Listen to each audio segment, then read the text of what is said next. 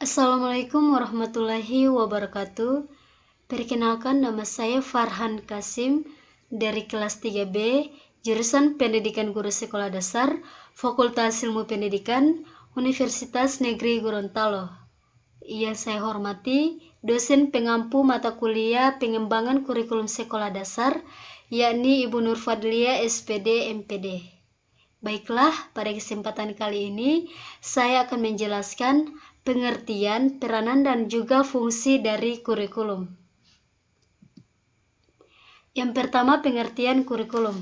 Secara etimologis, kurikulum berasal dari bahasa Inggris, yakni kata kurikulum yang berarti rencana pelajaran.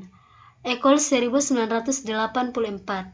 Nah, kata kurikulum itu sendiri berasal dari kata kurere yang berarti berlari cepat, tergesa-gesa, menjelajahi, menjalani, dan berusaha.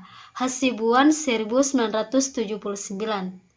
Selanjutnya dalam Kamus Webster tahun 1857, secara gamblang, kurikulum diartikan sebagai rancangan sejumlah mata pelajaran yang harus dikuasai oleh siswa untuk naik kelas atau mendapatkan ijazah. Sedangkan secara umum, pengertian kurikulum adalah perangkat mata pelajaran yang terdiri dari program studi yang diberikan oleh suatu lembaga penyelenggara pendidikan, di mana di dalamnya terdapat rancangan pelajaran yang akan didapatkan oleh peserta didik dalam satu periode jenjang pendidikan.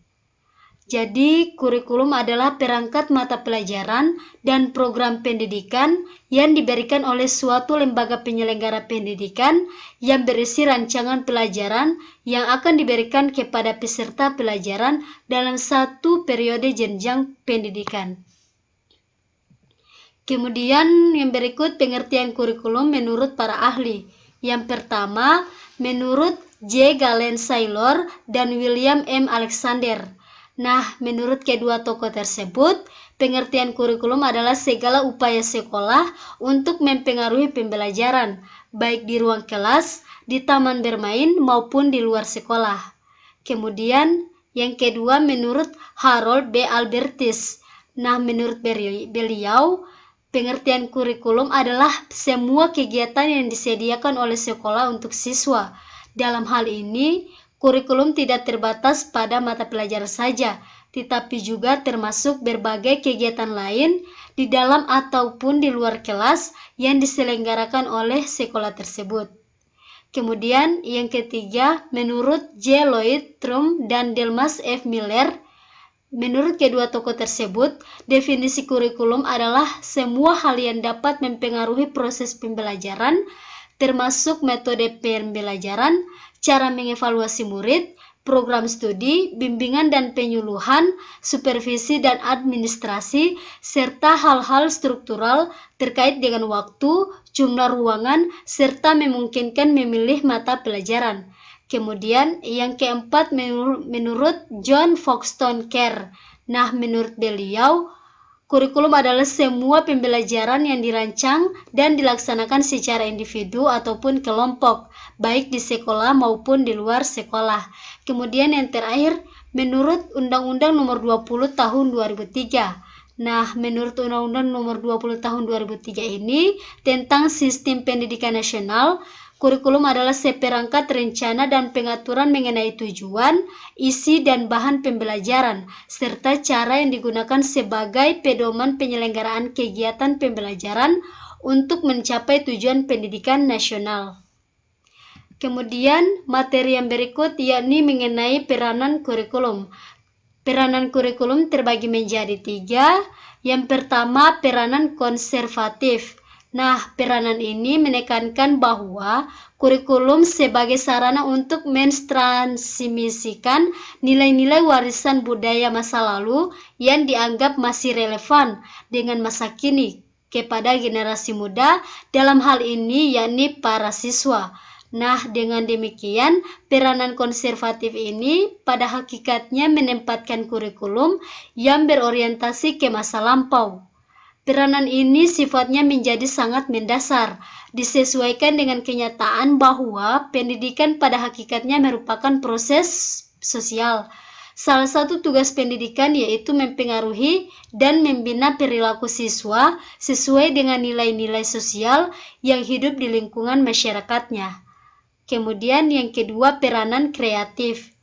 Nah, peranan ini menekankan bahwa kurikulum harus mampu mengembangkan sesuatu yang baru sesuai dengan perkembangan yang terjadi dan kebutuhan masyarakat pada masa sekarang maupun masa yang akan datang. Kurikulum harus mengandung hal-hal yang dapat membantu setiap siswa mengembangkan semua potensi yang ada pada dirinya untuk memperoleh pengetahuan baru, kemampuan baru, serta cara berpikir baru yang dibutuhkan dalam kehidupannya. Kemudian yang terakhir, peranan kritis dan evaluatif.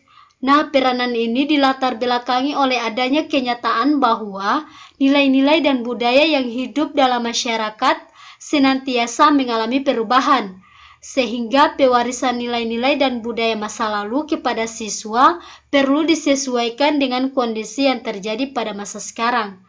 Selain itu, perkembangan yang terjadi pada masa sekarang juga dan masa yang akan datang belum tentu sesuai dengan apa yang dibutuhkan.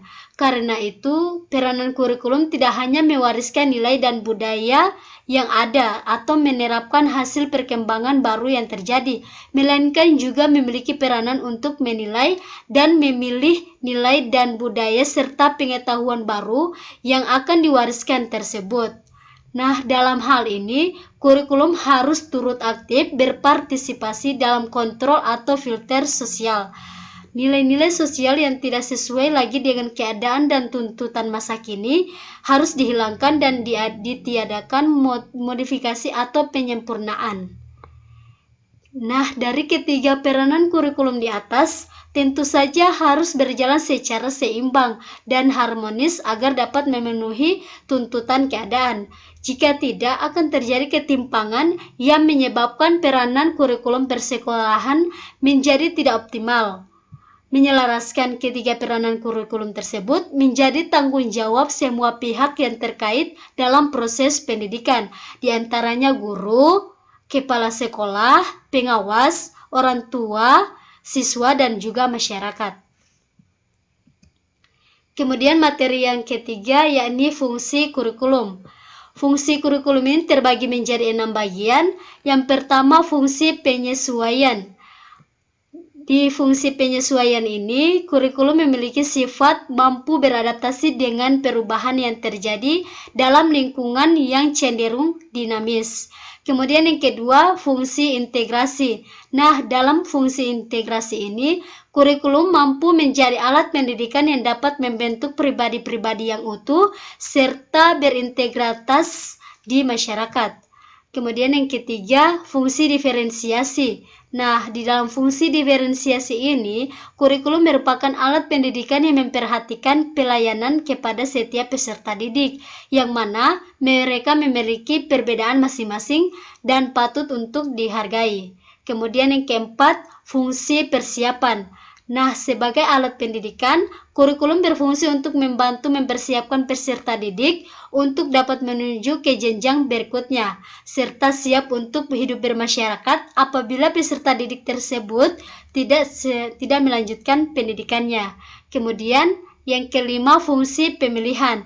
Nah, di fungsi pemilihan ini, kurikulum memfasilitasi para peserta didik dengan cara memberikan mereka kesempatan untuk memilih program belajar yang sesuai dengan minat serta bakat mereka. Kemudian yang terakhir, fungsi diagnostik. Nah, kurikulum berfungsi untuk memahami dan mengarahkan potensi dari seorang peserta didik agar dia dapat menggali terus potensinya dan memperbaiki kelemahannya. Sedangkan untuk peserta didik itu sendiri memiliki fungsi yakni untuk membantu mereka agar dapat memahami materi dan melaksanakan proses pembelajaran dengan mudah sehingga target pembelajaran dapat tercapai dengan baik. Sekian, terima kasih. Itulah materi dari saya. Lebih dan kurangnya saya mohon maaf. Wabillahi taufik wal hidayah. Wassalamualaikum warahmatullahi wabarakatuh.